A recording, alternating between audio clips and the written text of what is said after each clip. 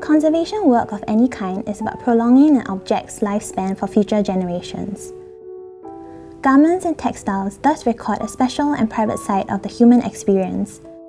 In conserving them, we are trying our best to ensure these records and memories of the people they belong to live on somehow.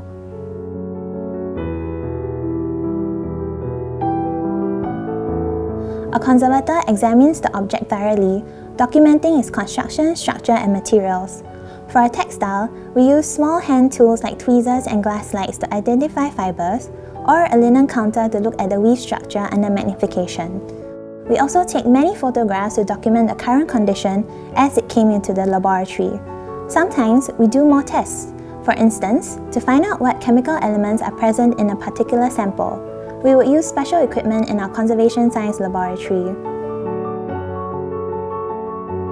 After assessment, we look for damage to the object. If we find anything, we mark the location on a diagram of the object. We keep it on file and update it whenever the same object is treated again. When writing the conservation and treatment report, we think about possible treatments to repair or stabilize the object. Conservators have to plan ahead and weigh all options before doing any treatment, so as not to risk causing any damage through these one-of-a-kind historical treasures.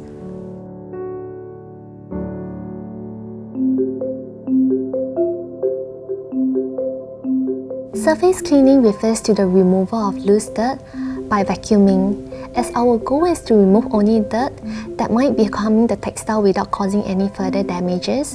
A nylon screen is placed over the textile to hold down the fiber. With the nozzle held slightly above the rope, the hand moves gently in the direction of the warp or weft, slowly across the surface. In this case, where tiny particles may be caught in the groove of the embroidery, we can use a soft brush to push dirt out towards the nozzle that we have covered with nylon netting.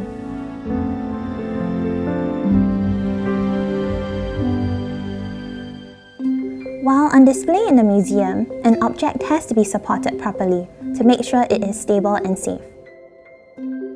The mount, the structure that holds an object in place for display, must be well designed.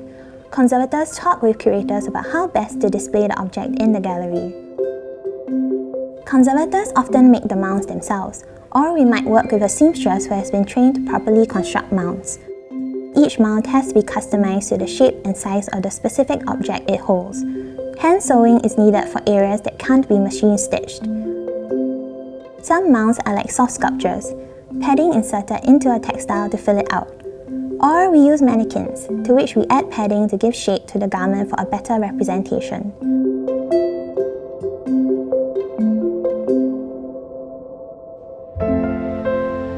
The main purpose of conserving textiles is to slow down the rate of deterioration, thus prolonging their lifespans.